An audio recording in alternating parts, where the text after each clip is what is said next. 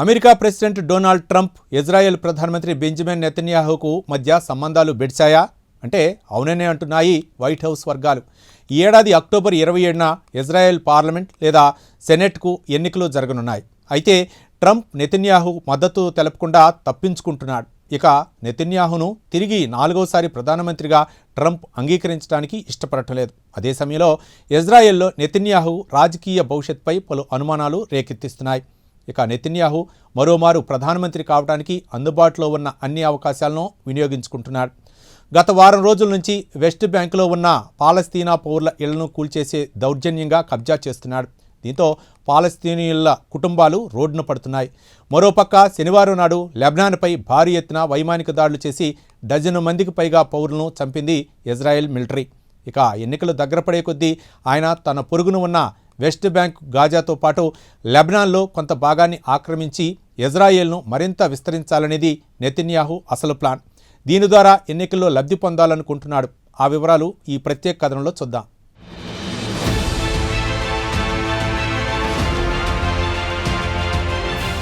ఇక Israel parliament లేదా senate ఎన్నికలకు మిగిలింది కేవలం 75 రోజులు మాత్రమే. నెతన్యాహు ఎన్నికల్లో మరోమారు గెలిచి ఇజ్రాయెల్ ప్రధానమంత్రి కావాలని గట్టి పట్టుదలతో ఉన్నాడు. ట్రంప్ మాత్రం నెతన్యాహుకు మద్దతు తెలపడం లేదు.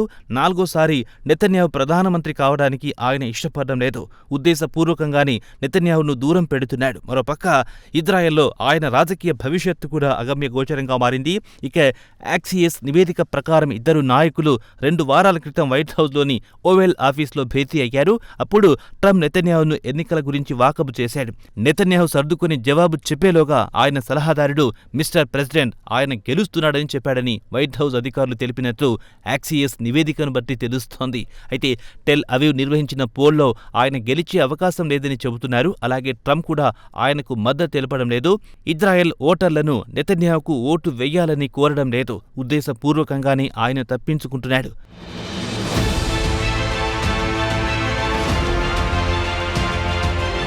ఇక ఎన్నికలు సమీపించే కొద్దీ పెద్ద ఎత్తున సర్వేలు జరుగుతున్నాయి. నెతన్యాహు నేతృత్వంలోని సంకీర్ణ ప్రభుత్వం ఎన్నికల్లో 49 నుంచి 53 సీట్లు గెలవచ్చని తెలిపింది.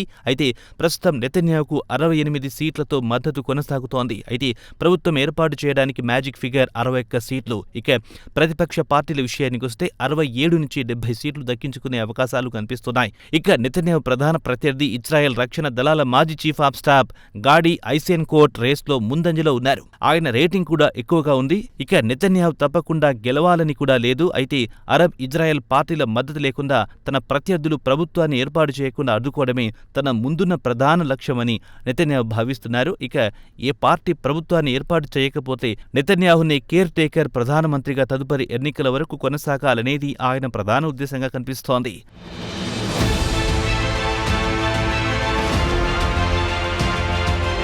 అయితే ట్రంప్కు నెతన్యాహుకు మధ్య సంబంధాలు ఇరాన్తో యుద్ధం మొదలైన వారంలోనే దెబ్బతిన్నాయి. అయితే ట్రంప్ సలహాదారులు మాత్రం నెతన్యాహుకు మద్దతు తెలుపుతారని ఊహించారు. ఇక నెతన్యాహుపై ఉన్న అవినీతి కేసులో ఆయనకు క్షమాభిక్ష ప్రసాదించాలని ట్రంప్ లాబియింగ్ చేస్తున్నాడు. ఒకవైపు యుద్ధం కొనసాగుతుండగా మరోవైపు నెతన్యాహు ట్రంప్ను పట్టించుకోకుండా ఇరాన్, లెబనాన్, గాజాపై దండయాత్ర చేయడం ట్రంప్కు ఆగ్రహం తెప్పించింది. ఇక అమెరికాకు చెందిన సీనియర్ అధికారుల సమాచారం ప్రకారం ట్రంప్కు వ్యక్తిగతంగా నెతన్యాహు అంటే ఇష్టమే. అయితే ఆయన తీసుకుంటున్న విధానాలతో ట్రంప్ విసిగిపోయాడని చెబుతున్నారు. ఇక ట్రంప్ ఇటీవలే తన సన్నిహిత సహచరులతో మాట్లాడుతూ నెతన్యాహును ఉద్దేశించి ఆయనకు ఆయనే శత్రువు అని వ్యాఖ్యానించాడంట.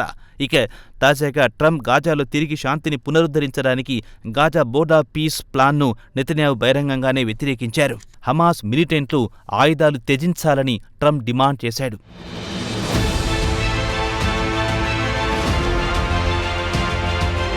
ఇక ట్రంప్ గాజా ప్రతిపాదనను నెతన్యాహు నిర్ద్వందంగా తిరస్కరించడాన్ని వైట్ హౌస్ అధికారులు రాజకీయ ఎత్తుగడగా భావిస్తున్నారు. ఎన్నికలు సమీపిస్తున్న కొద్దీ ఆయన ట్రంప్ ప్రతిపాదనలను గుడ్డిగా తిరస్కరిస్తున్నారు. అయితే తర్వాత ట్రంప్ ప్రతినిధి జారెడ్ కుష్నర్తో నెతన్యాహు మాట్లాడుతూ ట్రంప్ ప్రతిపాదించినట్టు గాజాపై దాడులు ఆపుతారని హామీ ఇచ్చారు.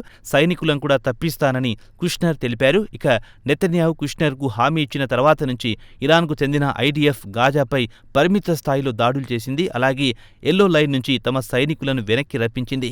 గాజా ప్లాన్కు సంబంధించి కుష్నర్ వచ్చే వారం టెల్ అవీవ్లో నెతన్యాహుతో పాటు ఇజ్రాయెల్ అధికారులతో భేటీ కానున్నారు. ఇక ఇజ్రాయెల్లో నెతన్యాహు ప్రత్యర్థులు మాత్రం ట్రంప్ను మధ్యస్థంగా ఉండాలని కోరారు. అయితే ఎన్నికలకు కొద్ది రోజుల ముందు ట్రంప్ మద్దతు పలకొచ్చని ఐజెన్ కోర్ట్ మాజీ ప్రధానులు నఫాతి బెన్నెట్, ఎయిర్ ల్యాపిడ్ ఆందోళన చెందుతున్నారు.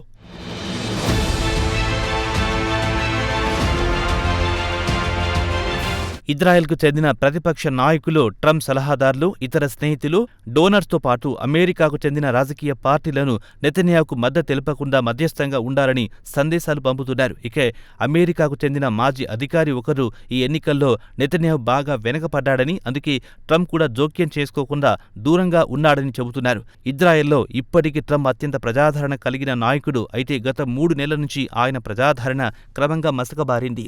ఇరాన్ యుద్ధం ఒప్పందం నుంచి తప్పుకోవడం, ఒప్పందాన్ని ఉల్లంఘించడం వల్ల ట్రంప్ ప్రజాదరణ తగ్గింది. అదే సమయంలో ఇరాన్, గాజా, సిరియా, లెబనాన్లపై మిలిటరీ ఆపరేషన్ నిలిపివేయాలని కోరడం వల్ల ఇజ్రాయెల్ ప్రజలు ట్రంప్పై ఆగ్రహంతో ఉన్నారు.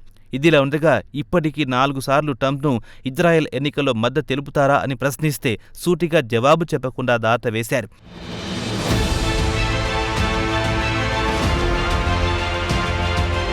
ఇజ్రాయెల్లో ప్రధానమంత్రి పదవికి ఎవరు అర్హులు అని గత నెలలో ట్రంప్ను రేడియో హోస్టు హ్యూ హివెట్ అడిగితే నెతన్యాహు వ్యతిరేకుల గురించి తనకు తెలియదన్నారు. మరోమారు ట్రంప్ నెతన్యాహును ఉద్దేశించి great war time prime minister అని వ్యాఖ్యానించారు. ఇక ఇజ్రాయెల్ ఎన్నికలు కూడా ట్రంప్కు అత్యంత కీలకం. ఎందుకంటే మిడిల్ ఈస్ట్లో తన ఎజెండా అమలు చేయాలంటే ఇజ్రాయెల్లో కొత్త నాయకత్వం మద్దతు అవసరమవుతుంది. ఇక ట్రంప్ తన పదవీకాలం ముగిసే చివరికి 2 సంవత్సరాల్లో మిడిల్ ఈస్ట్లో శాంతి పునరుద్ధరించాలని చూస్తున్నాడు.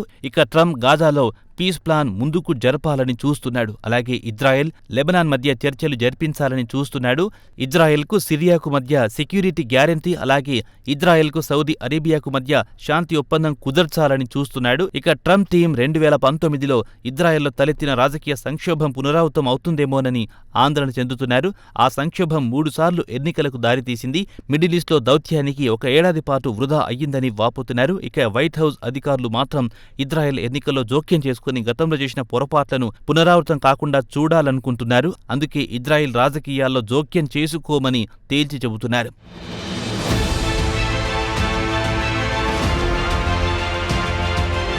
అయితే అక్టోబర్ 27న జరిగిన ఎన్నికల్లో ఏ పార్టీకి పూర్తి మెజార్టీ వచ్చే అవకాశం కనిపించడం లేదని ఒపీనియన్ పోల్లో తేలింది.